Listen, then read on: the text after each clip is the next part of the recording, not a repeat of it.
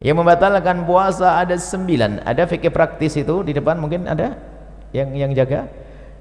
Ada 9 hal yang membatalkan puasa dan 9 orang yang boleh berbuka puasa. Kalau anda tergolong orang yang 9, nggak wajib puasa. Nanti ada setelah ini 9 hal yang membatalkan puasa. Yang pertama adalah mudah dihafal, nanti langsung cara yang menghafal pun sudah saya tata. Yang membatalkan puasa adalah yang pertama, memasukkan sesuatu ke salah satu lubang yang 5. Memasukkan sesuatu ke salah satu lubang 5, lubang mulut, lubang hidung, lubang telinga, lubang buang air kecil, lubang buang air besar. 5. 1, 2, 3, 4, 5. Baik, kita rinci satu demi satu. Memasukkan sesuatu, nanti ibu kesini semua, ibu jangan kedip, tidak usah noleh juga kesini. Ini kedip sedikit tidak paham nanti. Jangan kedip ibu, tidak usah tanya sebelahnya, tanya saya nanti. Kalau ibu tanya sebelahnya tambah nggak ngerti, percaya. Ibu tidak usah tanya sebelahnya, ibu tanya ke sini. Masih ada yang bercerita di mana? Di sana tuh ada yang cerita. Ini fikih praktis, ibu jangan kelewatan sedikit pun. Nah, yang maksud membatalkan masukkan lubang mulut, lubang hidung, lubang telinga, lubang buang air kecil, lubang buang air besar, ini saya rinci. Yang dimaksud memasukkan ke lubang mulut adalah nelennya. Makanya jangan kedip dulu, nanti salah ya. Nelennya. Maka selagi anda tidak nelen, maka tidak batalkan puasa. Misalnya di satu pagi anda ngelihat es krimnya anak-anak kok lebih, lah ini sayang, esnya lebih, langsung dimasukkan ke mulut, batal enggak? Enggak batal, asalkan jangan ditelan. Jangan ditelan, awas jangan. Enggak ada yang berbeda, tanya ulama manapun sama, enggak ada. Enggak batal, asalkan jangan di permen masukkan, permen batal enggak? Enggak batal, asalkan jangan ditelan. Sudah selesai. Sebab yang membatalkan nelennya. Tapi makruh, iseng banget ya, tambah sakit hati es krim masukkan mulut siang hari bulan Ramadan. Tapi kita harus paham yang membatalkan nelen. Makanya kenapa Buya ngomong jangan kedip. Kalau ibu kedip atau ibu noleh ke sebelah, habis itu pulang, oh yang membatalkan nelennya saja ya. Iya bener kan, paham, jelas. Pulang ke rumah ditanya sama anaknya, mama nelen ludah gimana ma? Saya tadi ngobrol. Makanya jangan ngobrol kalau ngaji, nggak usah tanya ke tetangganya. Ayo nelen ludah gimana? Kayaknya batal. Kok kayaknya, nih gimana sih? Harus jelas. Nelen ludah itu tidak membatalkan puasa dengan catatan ada 3. Jadi nelen ludah itu tidak membatalkan puasa asalkan ada catatan 3. Yang pertama, ludahmu sendiri. Sudah tidak usah bingung kalau belajar dengan kami, ibu matanya ke sini aja, ibu gak usah bingung, nanti ibu paham sendiri, tidak usah bingung, tidak usah. Saya pikir yang paling mudah itu ibu paham gampangnya. Yang pertama, ludah ditelan itu tidak membatalkan puasa asalkan ludah ibu sendiri. Ludahnya orang lain batal ya, masa ludahnya orang ini ya. Cuman kalau ngomong ludahnya orang lain itu jangan dibayangin ada ludah di meja langsung itu jorok banget. Itu anda memang belum belajar bagaimana keharmonisan dalam rumah tangga. Ya mungkin sekali seorang suami kalau ciuman kan nggak batal puasa, tapi kalau tertukar lidah suami sama istri ya gitu loh. Contohnya yang indah, contoh kok jorok banget. Rumah tangga model apa itu? Jadi kan tertukar ludah, batal tidak? Batal karena bukan ludahnya sih. Jadi kalau ludah orang lain batal. Yang kedua, ludah ditelan tidak membatalkan puasa asalkan ludah masih ada di dalam mulutnya. Tapi kalau ludah itu ibu iseng mulai pagi sampai siang dikumpulkan di gelas, sampai dapat setengah gelas, masya Allah, taruh di kulkas dingin. Setelah itu ibu minum di siang hari, batal enggak? Batal karena sudah keluar dari mulut. Kalau sampai enggak paham omongan yang begini, masuk SLB, dibuat yang gampang begini. Makanya jangan noleh-noleh, sudah saya bikin yang paling gampang. Yang ketiga, ludah itu ditelan tidak membatalkan puasa asalkan ludahnya masih asli, belum bercampur dengan yang lainnya. belum campur sama permen, belum campur sama kopi, belum campur sama es krim. Jelas? Baik, kalau saya punya ludah begini saya telan, tidak batal puasa saya karena ludah masih ada di mulut saya, ludah belum bercampur dengan sesuatu, dan ludah saya sendiri. Selesai? Baik, sudah jelas yang pertama, nggak usah bingung. Berarti kalau ditanya anaknya, ludah batal enggak Mi? Jelas tidak, asalkan begini. Sebab ada orang ditanya, Ustadz, nelan ludah batal enggak? Kayaknya enggak. Kayaknya enggak. Ini fikih apa itu? Nelan enggak salah itu? Kayaknya enggak. Enggak ada, harus tidak. Begitu, selesai. Kemudian setelah itu masukkan lubang hidung. Nah, masukkan lubang hidung. Memasukkan ke lubang hidung membatalkan puasa. Langsung ada yang stres. Pengajian paling tidak enak. Kenapa Ibu? Saya punya hobi aduh, ini gimana ini? Nah, makanya kalau ngaji lanjutin, jangan ngobrol, jangan main HP. Ngaji main HP ketinggalan dengan ngobrol sama Tuhan. Nah, yang dimaksud membatalkan puasa, memasukkan sesuatu ke lubang hidung adalah jika sesuatu itu telah kita masukkan sampai kepada batas yang seandainya yang kita masukkan itu air, kita akan merasakan panasnya gerak bagian atas, ya nak? Kalau kita masukkan air panas ya bagian atas. Maka kalau kita masukkan sesuatu ke lubang atas sampai bagian atas yang panas, itulah maka batal puasa kita. Tapi kalau kita masukkan sesuatu masih lubang bawah, itu tidak membatalkan puasa. Maka kami sampaikan kepada semuanya kabar gembira bagi yang suka hobi, bahwa ternyata ngupil tidak membatalkan puasa. Selesai. Cuman jangan di depan umum, malu lah ya, ditutup lah. Selesai. Paham atau belum? Saya sambung bab wudhu dulu. Wudhu berkumur batal enggak? Ibu kumur, ya Allah, ibu ini baru Ustaz yang belum pindah. Ibu kalau berkumur batal enggak? Nah, asalkan airnya jangan di gitu aja kok pusing nih, ngapain sih ngajinya bagaimana ini? Saya belum pergi. Kumur sunnah bahkan, bukan. Jadi ibu kalau bulan Ramadan tetap kumur ya, hukumnya sunnah. Coba batal enggak? Berarti omongan saya salah enggak tadi? Masukkan satu ke lubang mulut tidak batal asalkan jangan di selesai. Baru gamblang. Ada ibu yang bengong kok enggak batal masukin permen ya, kok enggak batal masukin permen ya, kok enggak batal. Makanya ngaji yang benar sekarang. Wong kumur sunnah kok. Baik, kalau kumur biarpun berpuasa. Kemudian saya kasih ilmu lagi. Kalau anda lagi berkumur di bulan Ramadan kemudian sudah anda buang airnya, maka anda jangan ragu lagi, biarpun ada rasa dingin-dingin itu dimaafkan, asalkan waktu anda membuang air kumur tadi anda buang 100%, nggak ada yang ditahan sedikit pun. Kalau ada ditahan batal, tapi dibuang, sisa dingin itu nggak ada masalah. Pasti ada sisa dingin karena apa? Air. Selesai ya? Sama di dalam berwudu istinsak, memasukkan air ke dalam hidung ya sekedarnya, jangan sampai ke derajat tempat yang panah.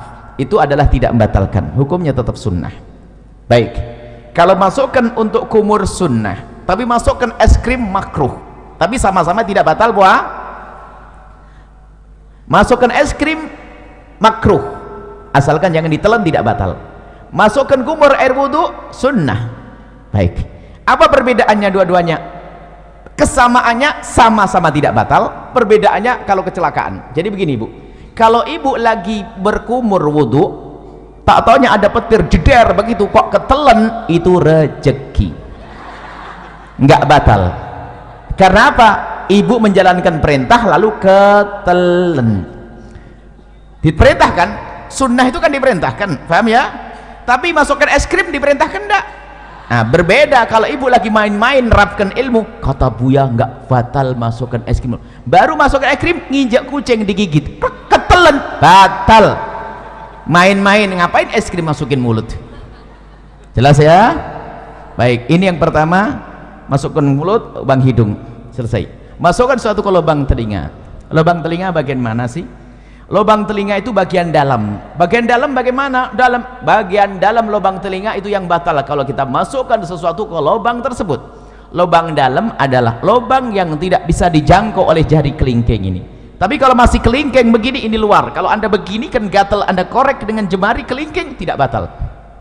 Tapi kalau pakai korok kuping masuk ke dalam, batal. Selesai. Ini dalam madhab kita Imam Asy-Syafi'i radhiyallahu ta'ala anhu. Baik, selesai. Lubang depan, lubang belakang. Mohon maaf, ini majelis mulia, agar tidak dirubah menjadi majelis guyonan. Kami himbau kepada para asatidz sekalipun, kalau masuk wilayah-wilayah seperti ini harus waspada. Sebab kalau majelis dijadikan majelis guyonan, akan dicabut berkahnya majelis. Memasukkan suatu ke lubang depan, misalnya seorang laki-laki, mohon maaf, lubang kemaluannya ditetesin air, batal. Atau seorang ibu pakai obat, dimasukkan obat ke dalamnya, obat anti keputihan segala macam, batal. Atau mohon maaf nih, seorang wanita di saat hendak mensucikan diri dari bekas buang air kecil, maka wahai para wanita, hendaknya cukup digosok dengan perut jemari ini. Kalau digosok dengan perut jemari ini sekuat apapun, maka ini masih bagian luar dan tidak batal. Tapi kalau mohon maaf, kalau jemari yang dibelokkan begini masuk ke wilayah dalam, batal puasanya. Maka Allah sudah maha tahu cara mensucikan, cukup dengan perut jemari, tidak usah kena ragu-ragu. Ini biasanya santri yang setengah ngajinya itu ragu-ragu, kena was-was, pengen dimasukkan ke dalam, batal puasanya dan bikin penyakit kotor. Cukup dengan perut jemari, sekuat apapun ini bagian luar, asalkan dengan perut jemari, dibersihkan dengan perut jemari, itu bagian luar, tidak batal puasanya. Jangan sampai gara-gara dengar omongan saya nanti pada nggak bersih diri dari buang air kecil, kacau nanti. Bersihkan dengan perut jemari, selesai. Kemudian untuk lubang belakang sama, bersihkan dengan perut jemari. Kalau ada dibelokkan begini, batal, dimasukkan dengan perut, dengan jemarinya. Selesai, itu yang pertama. Yang kedua, yang membatalkan puasa adalah muntah dengan sengaja. Muntah dengan sengaja. Kalau orang muntah tidak sengaja nggak batal. Hamil muda muntah, naik kendaraan mabuk muntah, tiba-tiba masak sesuatu bau muntah, nggak apa-apa, nggak batal. Yang membatalkan muntah dengan sengaja, digorok perutnya, muntah, atau mencari bau yang paling nggak enak biar keluar, biar muntah. Kalau dengan sengaja tapi kalau tidak sengaja tidak batal. Dengan catatan, ini catatan ini umum, secara umum, asalkan habis muntah yang tidak sengaja tadi, jangan nelen ludah sebelum berkumur. Kalau nelen ludah habis muntah, ludahnya ditelan, batal puasanya. Kenapa begitu? Ini pemahamannya kembali yang pertama tadi. Muntahan dari dalam perut kita itu najis lewat tenggorokan ke mulut. Berarti mulut kita kenapa? Kena najis. Najis itu cara mensucikannya dengan air, bukan dengan ludah. Maka kalau kita meludah 1000 kali biarpun mulut bersih, tetap najis. Maka cara membersihkannya mulut yang terkena najis, cukup ambil air bersih seperti ini, umur, selesai. Maka bagi yang kok muntah tanpa sengaja di siang hari, maka bulan Ramadan, maka bergegaslah mengambil air, jangan telan ludah dulu. Kalau memang meludah, dibuang ludahnya sampai ketemu air, berkumur. Setelah anda kumur sekali, boleh setelah itu ludah ditelan. Kenapa? Karena ludah ditelan menjadi batal puasa kalau habis muntah tadi sebelum berkumur, karena ludahnya sudah tidak murni lagi kayak pertama tadi. Ingat, karena ludah sudah bercampur dengan najis. Selesai ya, mudah dihafal. Yang pertama masuk ke satu ke lubang 5, yang kedua adalah muntah dengan sengaja, mirip muntah dengan itu satu paket. Kemudian yang kedua dan yang ketiga, yang ketiga dan keempat yang membatalkan puasa, yang ketiga adalah berhubungan, bersenggama biarpun tanpa keluar air mani. Cukup bersenggama, seorang suami mohon maaf memasukkan kemaluannya ke istri biarpun baru sebentar lalu ditarik, itu membatalkan puasa. Biarpun sebentar, biarpun tidak keluar mani. Kami hanya membahas urusan suami istri. Bagaimana dengan zina? Sama, zina batal puasa. Naudzubillah. Menggauli kambing batal puasa. Cuman tidak dibahas di sini karena apa? Ya itu orang-orang bukan ahli iman itu, ya enggak? Kita bicara yang halal. Memasukkan bersenggama biarpun tanpa keluar mani, senggama yang sengaja. Ukuran membatalkan bagi seorang suami sederhana. Mohon maaf ini majelis mulia, Jika seorang suami sudah memasukkan semua wilayah kepala kemaluannya, kepalanya saja, ke wilayah wanita, batal puasanya. Tidak harus semua batang kemaluannya, tapi cukup kepalanya saja sudah batal. Awas, ini harus paham di sini, hati-hati. Kemudian bagi seorang wanita berbeda. Kalau wanita tidak harus semua kepala kemaluan suami, tapi cukup kemasukan sedikit saja sudah batal. Kemasukan sedikit sudah batal. Masuk bab yang pertama tadi. Masuk yang pertama tadi, membatalkan suatu, masukkan suatu dengan sengaja. Maka saya ingatkan balik yang pertama. Mohon maaf, wahai para wanita, dicium suami tidak membatalkan puasa. Seorang suami, mungkin suamimu adalah orang yang sangat genit, sering cubit-cubit, gak batal puasa. Termasuk jika suamimu memegang wilayahmu, wahai para wanita, tidak batal puasa, dengan catatan asalkan jemarinya tidak dimasukkan. Kalau jemarinya dimasukkan dan anda membiarkan, batal puasa anda. Mohon maaf, ini majelis mulia, tolong diangkat wibawa supaya tidak jadikan bahan guyonan. Kemudian setelah itu, yang ketiga kan bersenggama biarpun tanpa keluar mani. Yang keempat adalah keluar mani dengan sengaja biarpun tanpa senggama.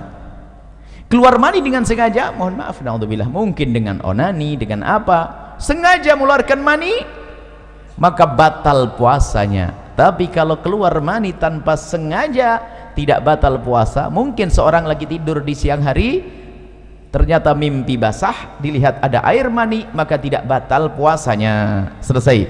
Jadi keluar mani tanpa sengaja, biarpun tanpa senggama, selesai. Dapat berapa? 4. Sekarang 5, 6, 7. Biar ngafalnya gampang. 5, 6, 7, haid, nifas, melahirkan. Satu paket. Haid, nifas, melahirkan. Seorang wanita lagi puasa jam 5 sore keluar darah haid, batal puasanya. Seorang wanita yang ahli ibadah biarpun hamil tua tetap puasa. Setelah puasa di hari itu jam 4 sore bayi lahir, batal puasanya. Melah ya nih. Yang pertama adalah haid, yang keempat 5 haid, 6 nifas, 5 melahirkan. Hafalannya harus jelas ini ya. Melahirkan bayi atau bakal bayi. Tolong diingat kalimat bakal bayi di sini. Bayi atau bakal. Kalau bakal bayi itu apa? Keguguran. Jadi kalau keguguran batal enggak? Batal enggak? Hah? Iya, jangan kaget, digituin saja sudah berubah. Kan sudah ngomong bayi atau bakal bayi. Kalau kata bidan, aduh sabar, berarti batal puasanya. Selesai? Dapat 7. Yang ke-8 sendiri. Yang ke-8 adalah hilang akal. Hilang akal. Hilang akal ini ada 3 martabat, ada 3 model. Yang pertama adalah gila. Gila. Kalau ada orang gila, saya tidak bisa nyontohin. Gila itu gimana? Gila, misalnya lagi ngobrol begini kok tiba-tiba gila, batal puasanya. Biarpun gilanya sebentar. Lagi ngobrol tiba-tiba gila sebentar, batal puasanya. Gila membatalkan puasa. Hilang akal martabat yang kedua adalah pingsan. Hilang akal tidak pingsan? Pingsan membatalkan puasa kalau pingsannya itu sehari penuh. Habis sahur pingsan, sadar-sadar isya. Puasanya batal. Karena apa?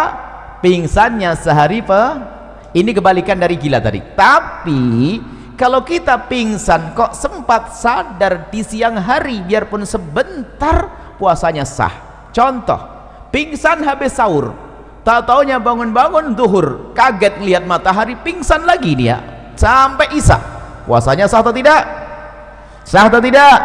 Sah, karena sempat sadar biarpun sebentar. Selesai. Hilang akal yang ketiga, tidur. Tidur ini tidak membatalkan puasa biarpun tidurnya sehari penuh. Habis sahur tidur, bangun-bangun isya. Bukan kerbau ini. Kalau kerbau masih suka bangun itu. Kalau ada orang tidurnya kayak begini, tidurnya apa nggak tahu. Bangun habis sahur, tidur bangun-bangun ini, puasanya sah atau tidak? Sah atau tidak? Ya sah lah bu. Ini kan bukan bab sholat ibu, ini bab puasa. Kalau bab sholat lain cerita nanti ya. Lah kalau orang tidur beneran ya sholatnya nggak dosa kok. Orang tidur tuh termasuk udurnya sholat kok.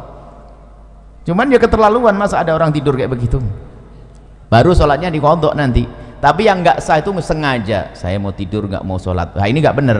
Orang namanya tidur, ada tidur berapa tahun, 350 tahun ada kok,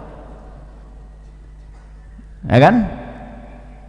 Baik, jadi tidur tidak membatalkan puasa. Sama-sama hilang akal ya, harus paham. Hilang akal ada 3 model. Yang ke-9 adalah murtad. Murtad itu misalnya mengatakan Nabi Muhammad bukan Nabi, atau ada Nabi setelah Nabi Muhammad, atau Quran bukan wahyu dari Allah, atau merendahkan syiar, merendahkan adzan, merendahkan puasa, merendahkan haji, merendahkan surga, merendahkan neraka. Itu murtad, keluar dari iman. Kalau orang murtad langsung batal puasanya. Saya urai dari yang pertama, setelah itu jangan mikir lagi setelah itu apa yang membatalkan. Yang membatalkan hanya 9. Yang pertama, masukkan satu ke lubang 5. Kedua, muntah. Seiring ya, muntah huruf usar masih di sini kan, lubang 5 kan sini, 1, 2, 3, 4, 5, muntah masih di sini. Yang kedua muntah. Yang ketiga dan keempat, bersenggama dan keluar mani. Bersenggama tanpa keluar mani. Yang keempat, keluar mani biarpun tanpa senggama. Hafal? Hafal belum? Kalau tidak hafal, tidak dilanjutin ini. 5, 6, 7 haid, nifas, melahir. Yang ke-8 hilang akal. Selesai. Hilang akal ada 3 model. Yang ke-9 apa? Murtad. Selesai, jangan mikir lagi setelah itu. Nah, kalau nanti ada yang bertanya, yang jawab temannya. Baik, saya coba, saya uji, saya tes.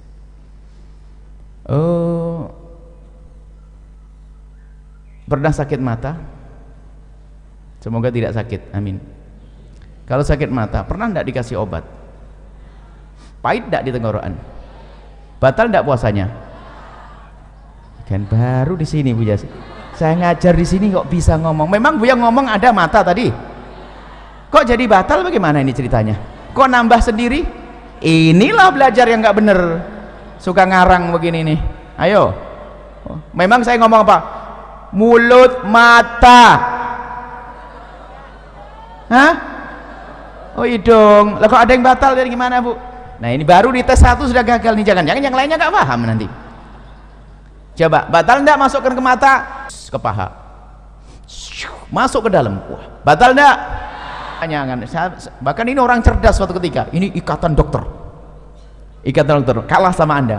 Tiba-tiba, Buya, hukumnya cabut gigi siang hari bulan Ramadan batal enggak? Batal enggak coba? Gigi. Asalkan giginya jangan.